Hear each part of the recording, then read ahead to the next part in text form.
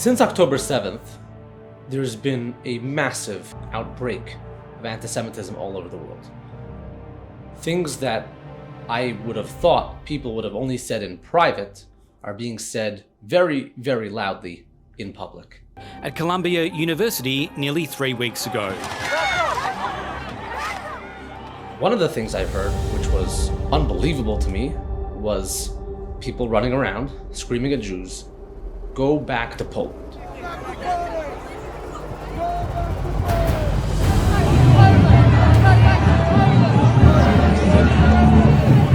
hard for them to go back to Europe. Yeah, go back to Poland.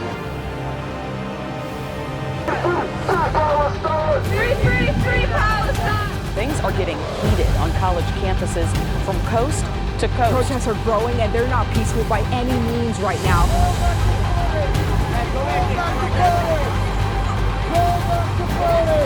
Protests are growing and they're not peaceful by any means right now. Let's go back to Europe.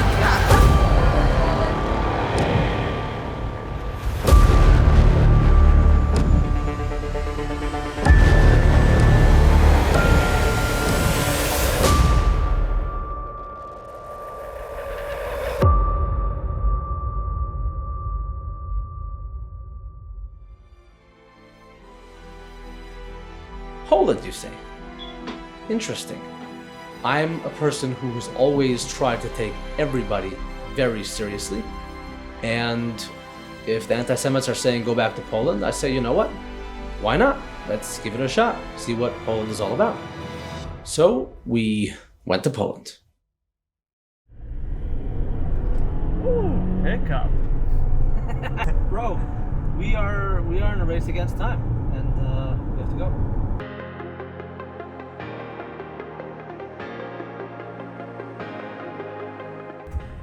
That was a close one. We almost missed this flight, but we're on. Thank God, thank God. Thank you, Hashem.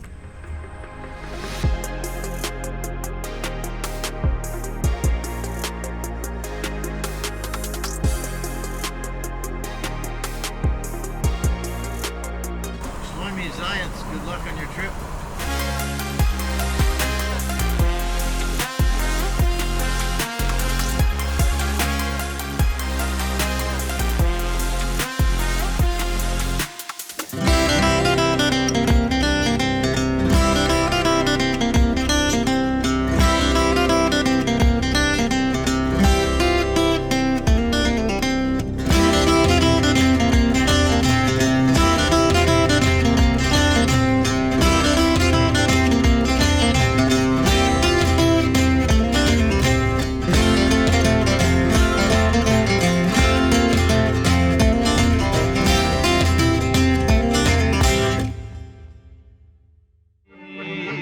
Poland, a country with a vast and rich Jewish history. Jews have lived in Poland for over 1,000 years, and they felt so comfortable in Poland that they used to call it Poilin, which in Hebrew was a combination of two words, Poi Lin. Here we will live. My family, on both sides, my mother's side, my father's side, were pretty much all from Poland. My great-grandparents came to the United States after World War II, and Poland was all they knew up until then. Poland was the place they lived, it was the place they celebrated their life celebrations, it was where they got married, had families. Everything was Poland. Poland is in our blood.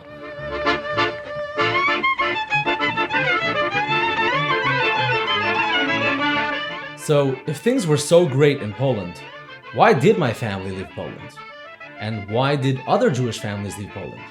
Did everybody have the chance to leave Poland? What about the people who stayed in Poland?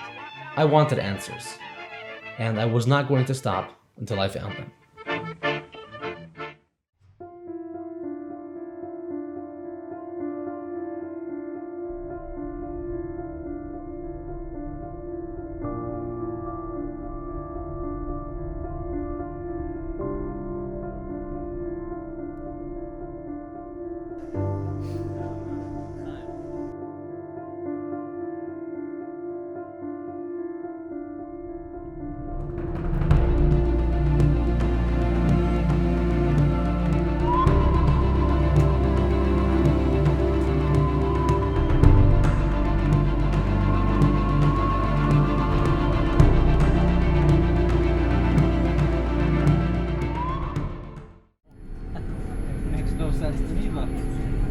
life is just interesting like that. You ever heard of Beats by Dr. Dre? This is Beats by Amuna Catering. So, little surprise, last night I was talking to my father and I told him about the trip I'm doing and all the places I'm going, and he really wanted to come along.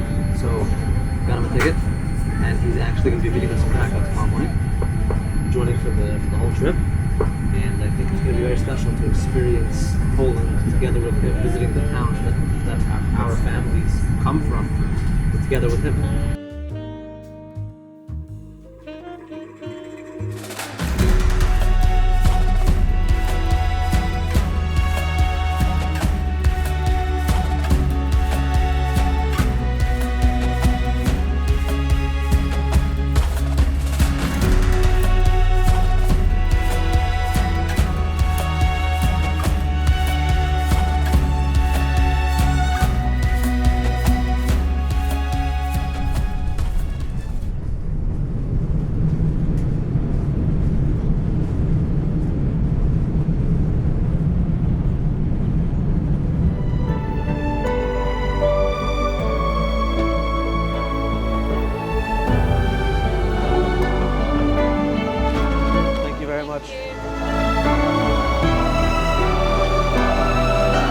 We have made it to Poland.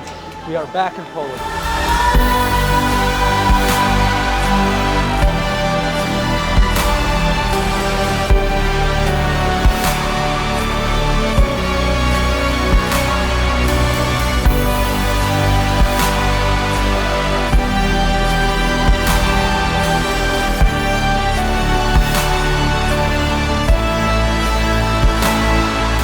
Just landed in Krakow, thank God. I mean, we landed a long time ago, but there were lines at passport control. That is my father standing behind me. Brought him along to join for this experience. I'm very happy to have him here.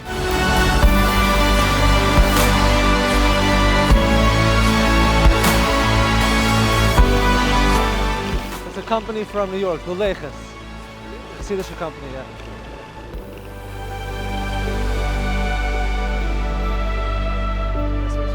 From Hungary? Yeah. Very nice. Okay, I'm Shloime.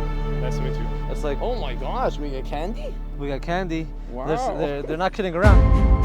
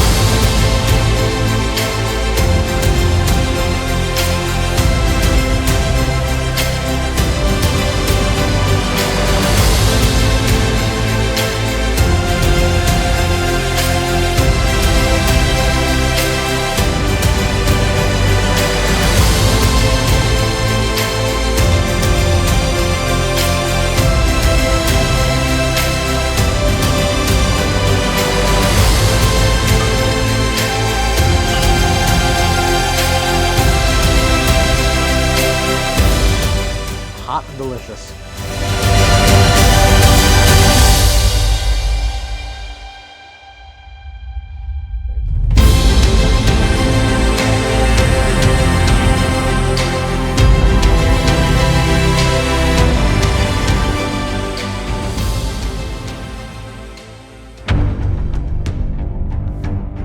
We are now in the Jewish area of Krakow. This is an old area where Jews lived for hundreds of years, and all the buildings that surround us are all Jewish buildings.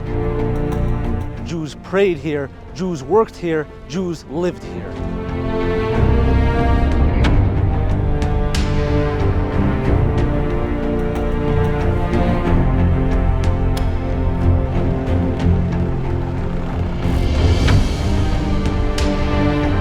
Take a look around the neighborhood, you'll see everything here is Jewish.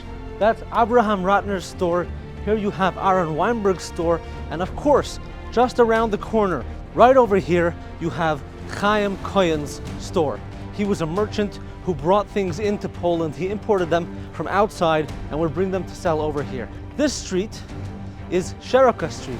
It's known as the Wide Street, and this was the main street here in the old Jewish neighborhood of Krakow. 65,000 Jews lived right here. This street was the border between the Jewish neighborhoods of Krakow and the Christian neighborhoods of Krakow. And this synagogue right here is called the Hoye Chashil, or the High Synagogue, because you could go up to the top and see into the other side, into the Christian neighborhoods of Krakow. On this old Jewish street, there's another synagogue, the Kveya Itim LaTorah synagogue. There may not be any Jews left here, but I'm going to leave my mark.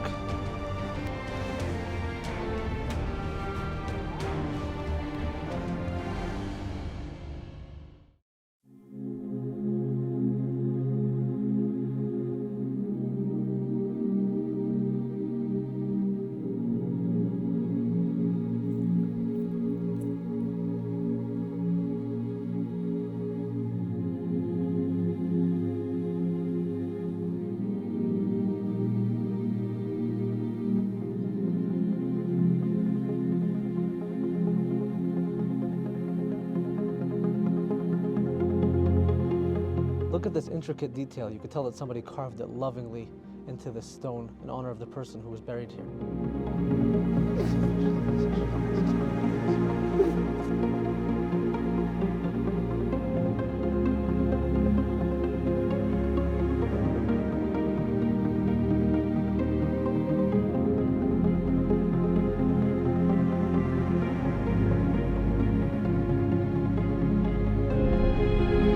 We are about to walk into the Ramu Synagogue, which was built in the year 1553 and named after Rabbi Moshe Isserles, who was the rabbi here.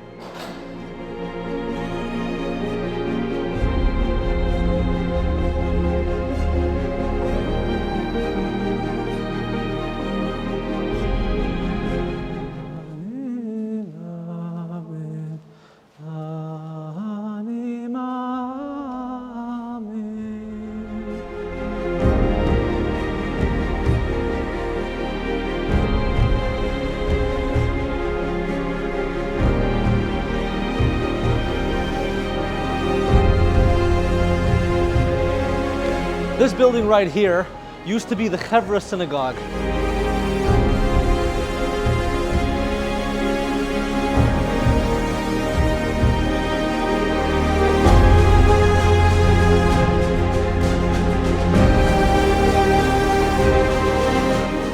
still have some of the old art left from back in the day. It doesn't really feel appropriate for the moment because this was a synagogue. I do want to say a few words of prayer.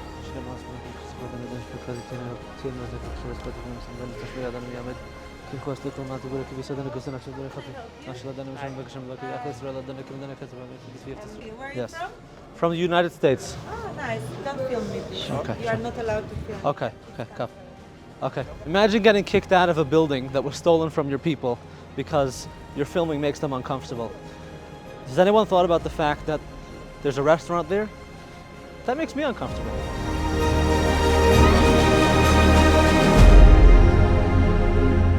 Here in Krakow, we find some graffiti that reads, "Wie sind die Juden?" In English, that would be, "Where are the Jews? Where are the Jews of Krakow? Where are the Jews of Poland?"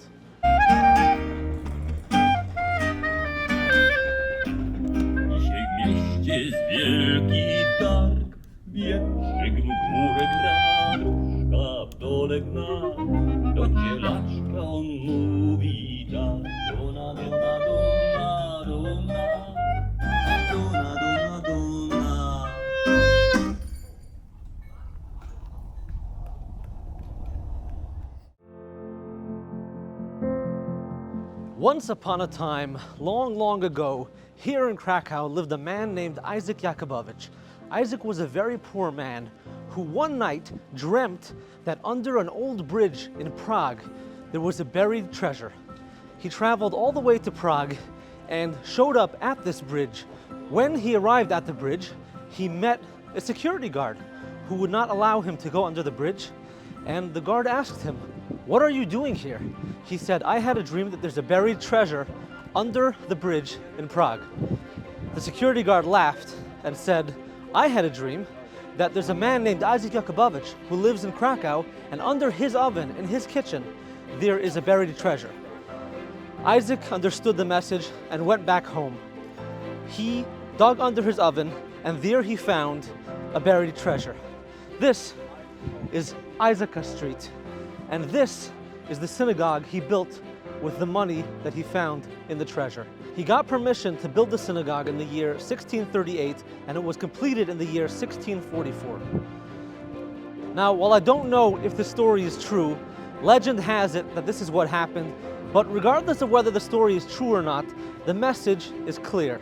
Sometimes you can travel far away because you're looking for something, but it turns out that what you're looking for is actually right at home.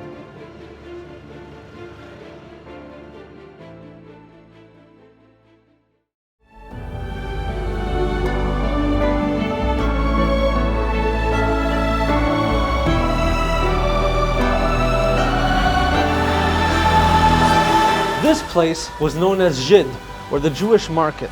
Prior to the Holocaust, this place was teeming with Jewish people, and the local non-Jews would come to shop here. This building, right behind me, is where Jews came to get their kosher chicken and beef.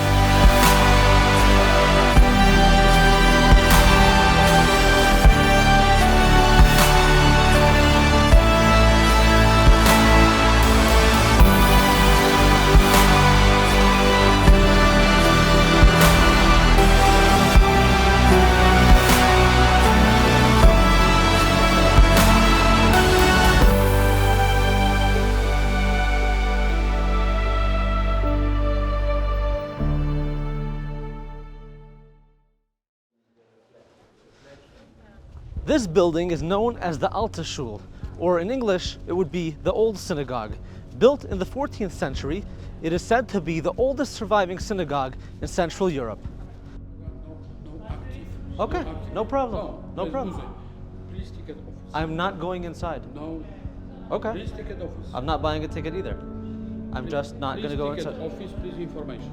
Please. Okay, have a good day. So as you can see, we tried going into the synagogue, but apparently a Jew isn't allowed inside without a ticket. Interesting, because the building was stolen from us, but I guess that's how the world works. Poland is a beautiful country. We were traveling all around from city to city, from Jewish neighborhood to Jewish neighborhood. We're looking at old synagogues, beautiful masterpieces of architecture. We were visiting Jewish markets, Jewish cemeteries, everything around us. Every building, every street, every stone has some Jewish history. But where are the Jews? Well, looking around, there are no Jews. Even on the streets, we're seeing graffiti that says, "Wie sind die Juden?" Where are the Jews?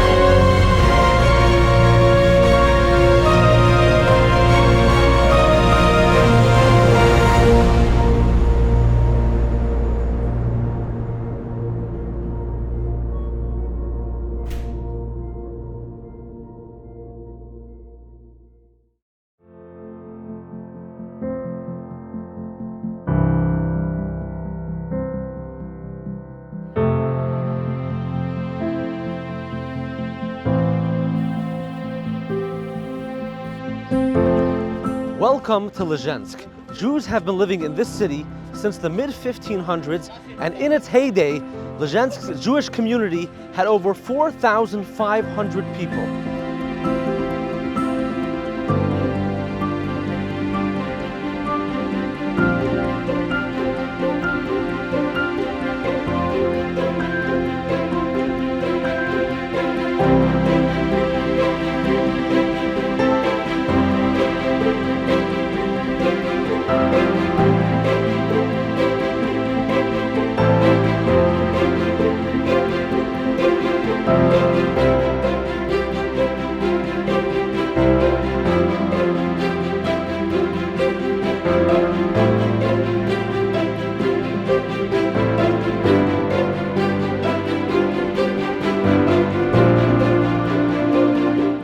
We got lunch for you also.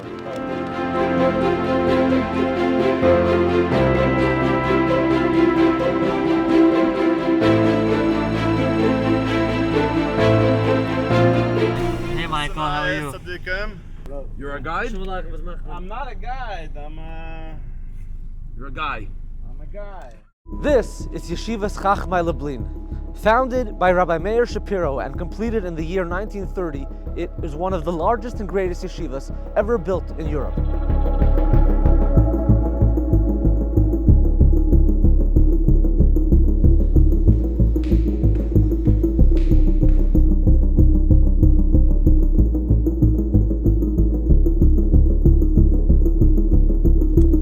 This is a beautiful synagogue which once housed so many students who studied here at the yeshiva.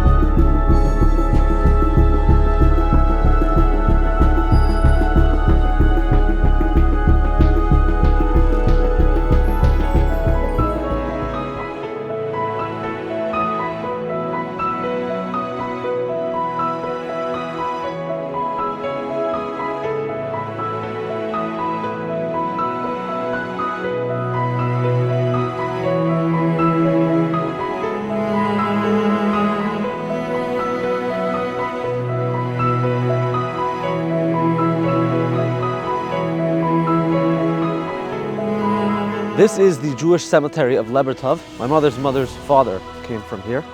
And as you can see, there's really almost nothing left. But we're gonna see if we can find any Jews. No. Shalom. Oh, you're the caretaker? He's the caretaker? Oh, what's... He's cutting the grass. Oh, there, I see it. Yeah, there's a wall.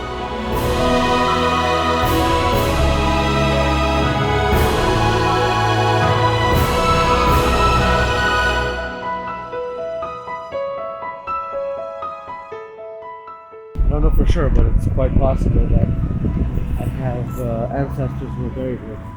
There's no way to know anymore. There's no records, there's almost no stones left, but we prayed a little, and now we're gonna go try to find the house.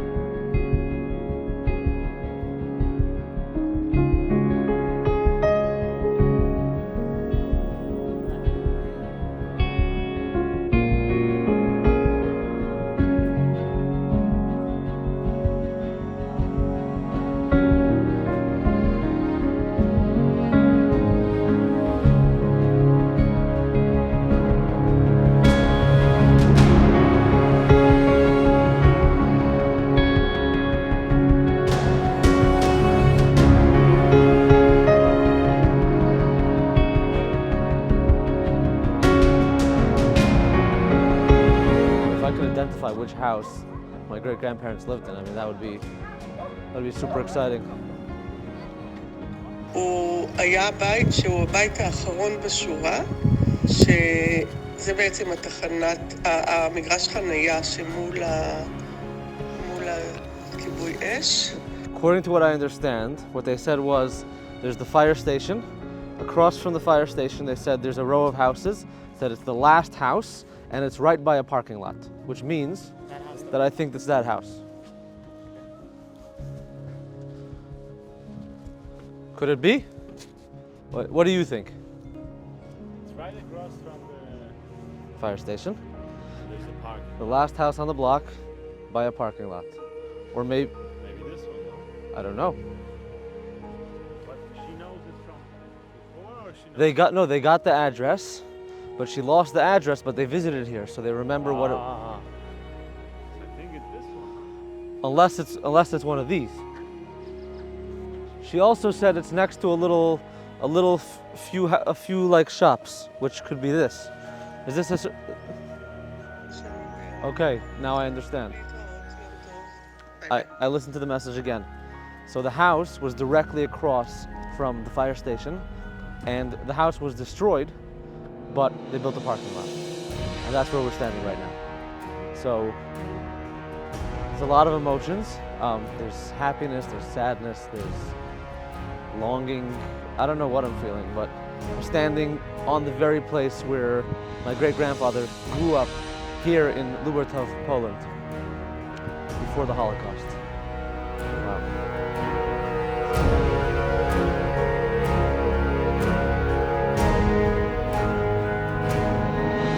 Thank you very much.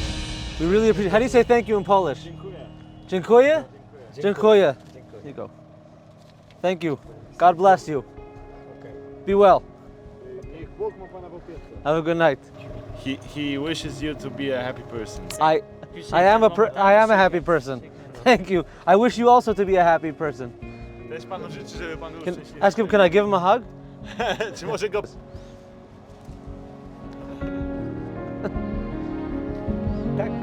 Thank you very much. You're a good man. You're a good man. Thank you very much. Jest pan dobrym człowiekiem. Oh, he dances. There you go. Very nice. Does he know how to dance Jewish? Let's see what you got.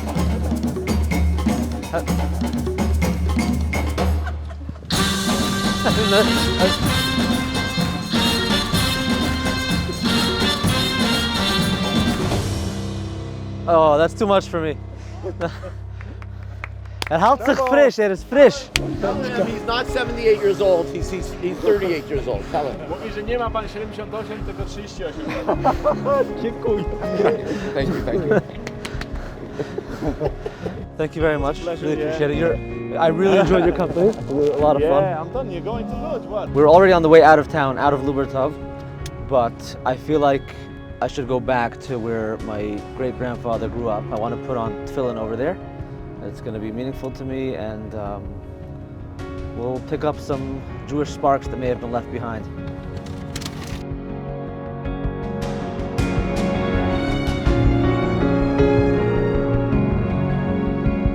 Who knows when was the last time that a Jew prayed here?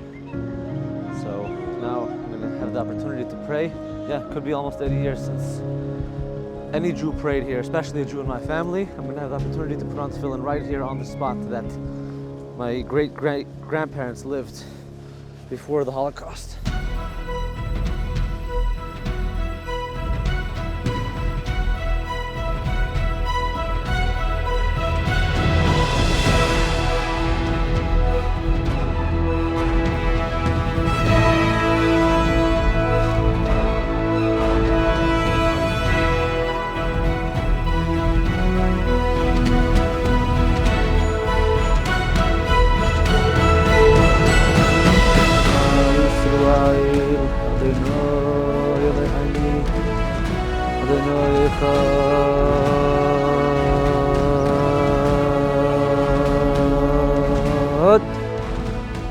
The last thing is, I was coming here expecting to see a house.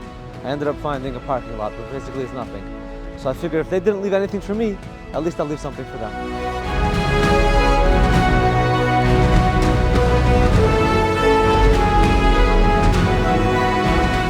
From now on, people will remember that a Jewish family, Shpachas Mantel, the Mantel family, lived here once upon a time.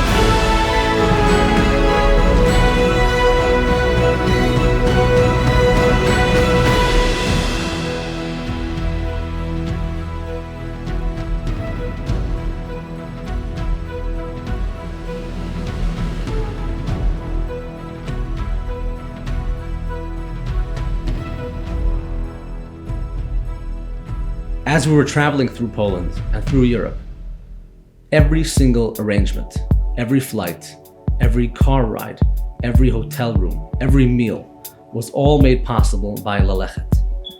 It's an incredible tour company that literally arranged every single detail from the concept of the trip until we were back in the United States. Nothing was left unattended to. They provided the highest levels of quality, professionalism, kashrus, and comfort. From the flights, to the cars, to the hotels, to the food, every detail was taken care of, and there was somebody to talk to 24 hours a day. At all times, there was somebody who I could call to ask a question. They would reach out to me as well to let me know in advance how things are going to be going. I'm accustomed to planning my trips myself. For the past 15 years, I've been doing it all on my own. And to have somebody come in and just take that completely in their hands, their responsibility, and just be a participant on the trip was an amazing feeling. I knew I was in good hands, I trusted them, and the trip was better than we could have ever imagined. No budget is too big or too small. For LaLechet, they can arrange trips for one person traveling solo or for hundreds of people traveling together. LaLechet can do it all. If you are considering traveling to Poland, Europe, or anywhere else in the world, consider calling LaLechet and asking them to take care of you as they took care of me.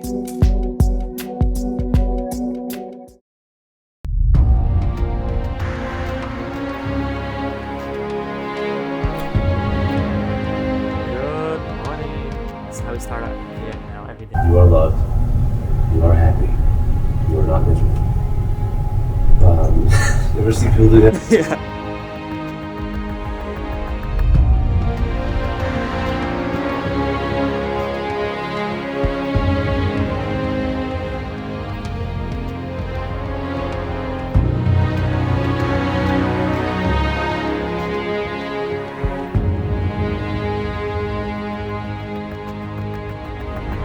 In 1939, Lodz was a city bustling with Jews. With over 233,000 Jewish inhabitants, Lodz had the second largest Jewish community in Poland.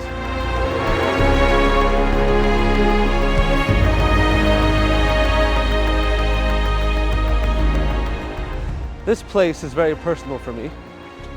The address here is Rynek Baluki number 1, and this is where my great-grandmother lived when her family was taken out of the nearby town of Tomaszów and brought here to Lodz to be part of the Lodz ghetto. There's almost nothing Jewish left over, but we're going to make sure that we leave something right here.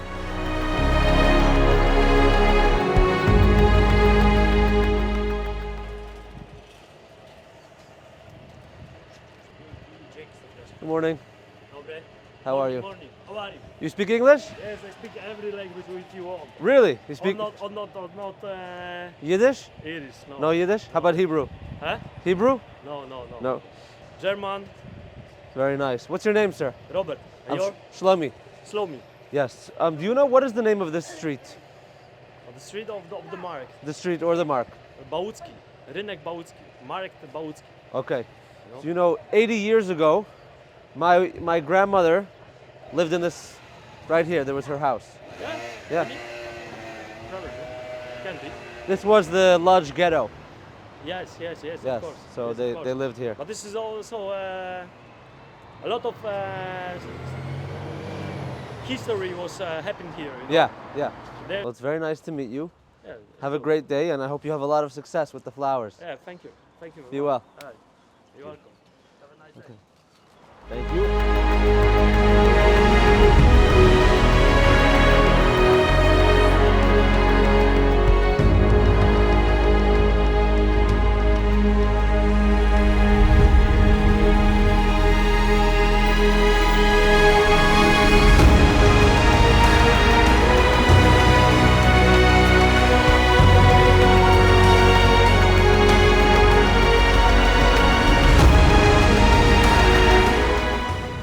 This is the new Jewish cemetery of Staszow, which means that it was like built about 200 years ago. It replaced the old Jewish cemetery, which was in use before this. My father's mother's parents were from here. And there's a good chance that we have family members buried here in the cemetery, but there's not really any way to know because most of the graves are unmarked and we have not yet found any graves with family names on it. So first of all, there's all these flowers here that are triggering my allergies like crazy. Anyway, there's tears coming down my eyes, and it's not even because I'm emotional. As you can see over here, the cemetery was partially destroyed, but a lot of stones stayed. But clearly they were set up again because over there, that one's upside down. The Jews of Staszow didn't do that. Somebody with good intentions probably did that. Oh my gosh.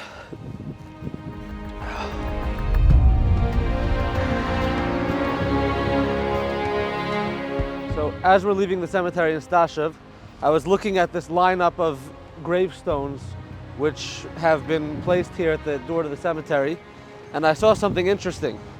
I saw this piece of farming equipment and I thought to myself, could it be? And then I came to the other side. Locals took this gravestone and they turned it into a piece of farming equipment. There's literally a metal pole sticking through it. This must have been used to plow fields or maybe to grind things. And this is like the ultimate disrespect. You take somebody who's passed away, they're resting in peace, and you mess with them. And this was common. This was common, and it's just disgusting.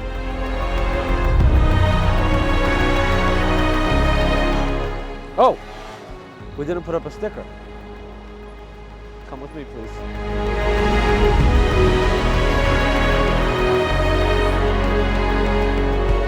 You're a good man. I feel it. 78. Happy birthday. Old. Good for you. You look young. Looking good.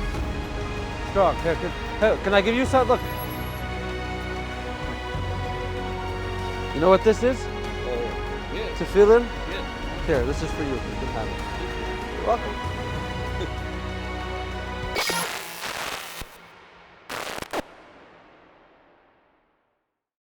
We're looking in every city from top to bottom, up and down, right, left, all around. Where are the Jews? Wie sind die Juden? Finally, someone told us that there was a place we could go to find the Jews of Poland.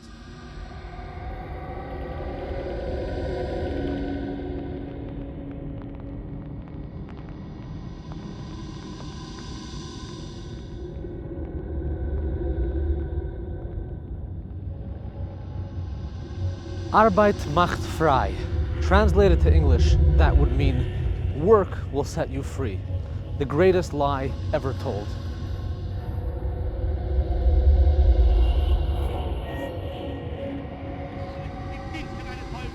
Gib du jetzt deine Stimme ab. Wenn ja, dann tritt für mich ein, so wie ich für dich eingetreten bin.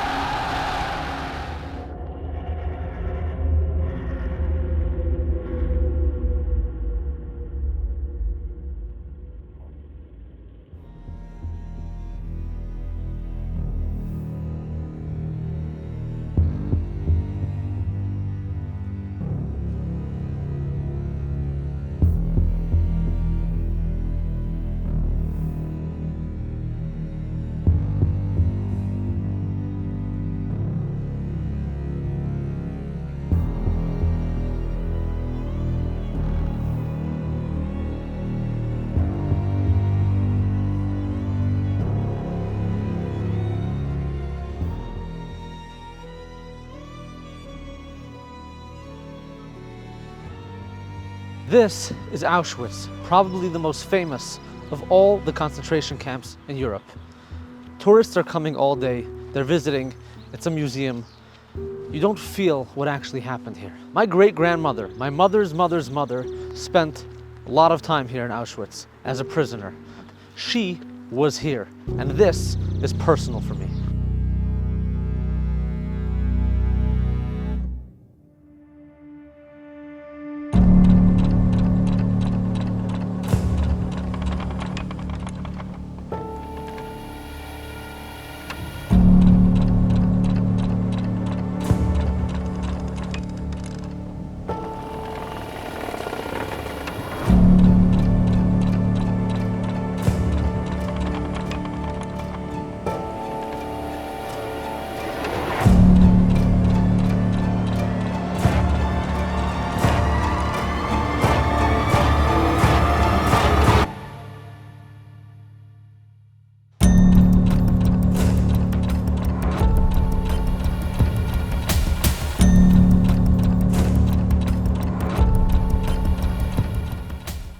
So we're walking through Majdanek. We see the barbed wire fences, we see the watchtowers, we see the barracks, we see the gas chambers.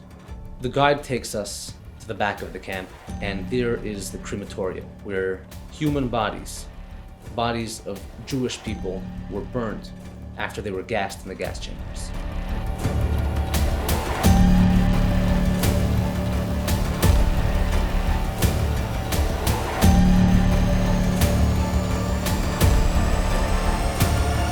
Then behind the crematorium, there's this large concrete structure. This structure is a mausoleum, and inside there are ashes of thousands of Jews who were burned in crematoriums, and the ashes are stored right in there.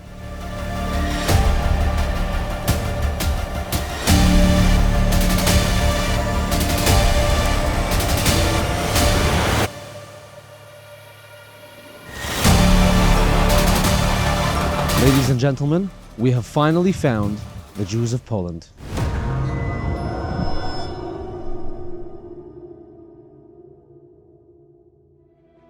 If you take a look around the neighborhood, you'll see everything here is Jewish. That's Abraham Ratner's store, here you have Aaron Weinberg's store, and of course, just around the corner, right over here, you have Chaim Cohen's store. He was a merchant who brought things into Poland, he imported them from outside, and would bring them to sell over here.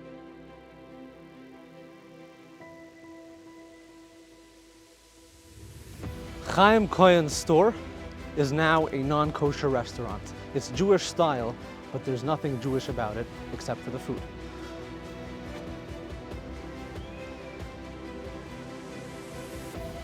Klezmer, what a beautiful Jewish name for a restaurant. There's only one problem. It's not Jewish anymore. This is a non-kosher restaurant, and the Jews of Krakow are gone. This street is Szeroka Street. It's known as the Wide Street, and this was the main street here, the old Jewish neighborhood of Krakow. 65,000 Jews lived right here. Of those 65,000 Jews who lived here in these neighborhoods, 97% of them were murdered in cold blood. When you look around this cemetery, you can see how many hundreds of people, possibly thousands, were buried here, and it just gives you an idea about the large number of Jews who lived here in Krakow. But if you walk right over here, there's this area that's completely overgrown. There were so many more graves that were located here, but they were destroyed during the Holocaust. Look at this intricate detail. You can tell that somebody carved it lovingly into the stone in honor of the person who was buried here. But this stone is now a part of the wall because this cemetery was destroyed. Once upon a time, this was the largest synagogue in Krakow, but now you can see it's being restored, yet even after its construction is completed, the Jews of Krakow are not here anymore.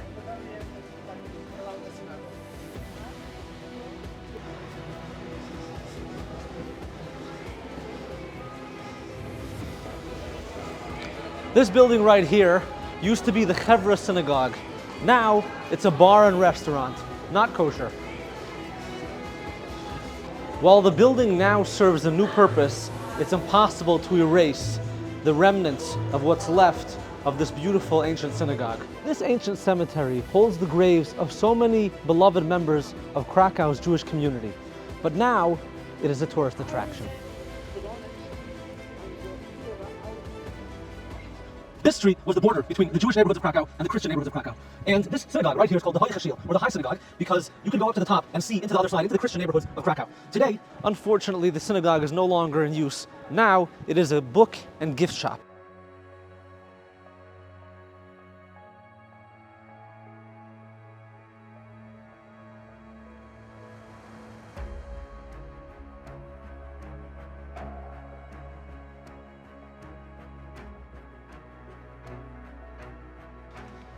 This sign reads, "In memory of the Bosak family, residents of Kazimierz."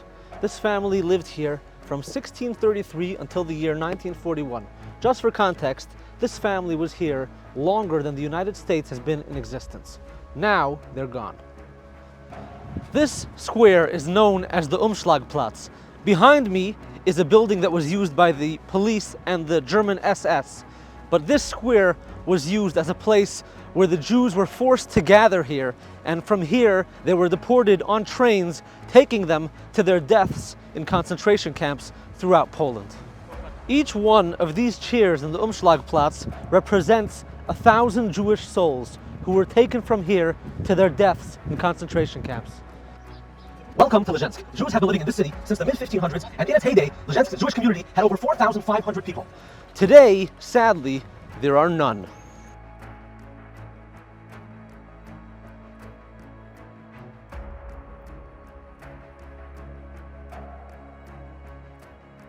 This is a beautiful synagogue, which once housed so many students who studied here at the yeshiva. Unfortunately, there's nobody left, and it pains me to think what Rabbi Meir Shapiro would think about this place, seeing it so empty and devoid of life. As you can see, not only did the Nazis kill the Jews of Lublin, but they also destroyed the cemeteries. They didn't let the people live, and they also didn't let them die in peace. Here you can see remnants of the gravestones which used to be in the cemetery that are now strewn about alongside the walls at the edge. At the start of World War II, Staszow had over 11,000 inhabitants, more than 50% of whom were Jewish. On November 8th, 1942, the Nazis gathered all of the Jews in the town square and they shot at Jews indiscriminately, killing hundreds. Witnesses say that Jewish blood ran down from Krakowska Street into the Sarna River.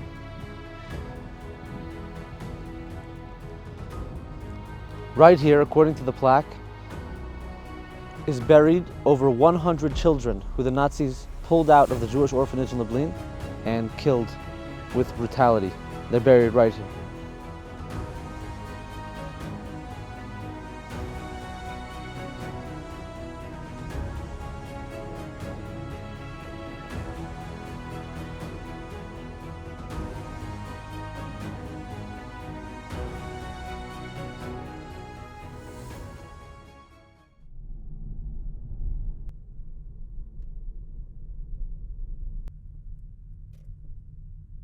So we spent all week looking for the Jews of Poland.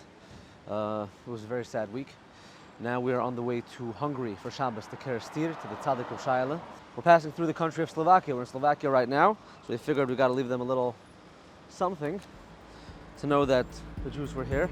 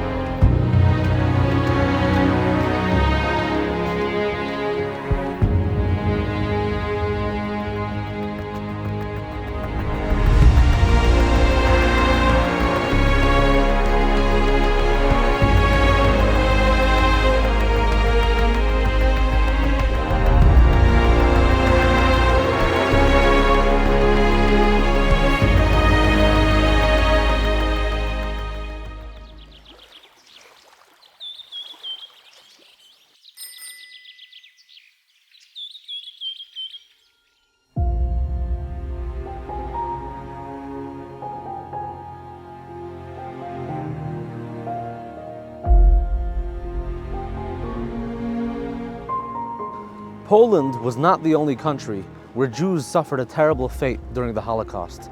Right here, along the banks of the Danube River in Budapest, 20,000 Jews were shot to their deaths, and these shoes commemorate those who were killed on this spot. One of the things that was most disturbing about visiting Majdanek, as opposed to Auschwitz or other camps, Majdanek was right outside of the city of Lublin. So the people outside of the camp, the people living in Lublin, they knew exactly what was going on. And the people inside of the camp knew that the people outside of the camp knew what was going on. Yet, no one was able to stop it. The killings went on, the torture went on, the suffering went on for years. It just makes you think, if this was happening in the year 2024, would our neighbors step in? Would the people who call themselves our friends stand up for us? Would anybody care? Only a few months ago, on October 7th, 2023, Simchas Torah, we had the largest murder of Jewish people since the Holocaust. Yes, some people did step in. Some people offered support. Some people offered a helping hand. But the world at large? No. They turned their backs on us.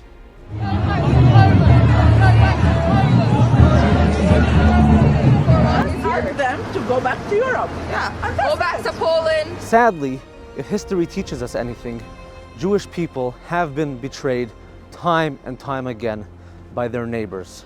And it's sad to say this, but we don't have many friends around the world. Yes, there have been people who have risen to the challenge and have helped the Jewish people during trying times. People such as Raoul Wallenberg, Feng Shan Ho, and Oskar Schindler. But sadly, they were the minority and not the majority. It's Tisha B'Av. This is the day that the first Beis HaMikdash and the second Beis HaMikdash, both holy temples in Jerusalem, were destroyed. We know that the Beis HaMikdash was destroyed because of sinas chinam, because of baseless hatred. Hatred between Jewish people. We can't afford it anymore. We cannot be divided. We cannot be fighting. We need to be together, loving people for no other reason than they are your brother or they are your sister. During the Holocaust, the Nazis did not care what kind of Jew you were. Whether you were religious, not religious, Hasidic, Lithuanian, Sephardi, they killed all Jews equally. On October 7th, the Hamas terrorists did not care what kind of Jew you were. They killed Jews because they hated Jews. It's time for us to stop looking at all external factors. Let's see each other for what we are. We need to be together as a nation, as a family, with baseless love.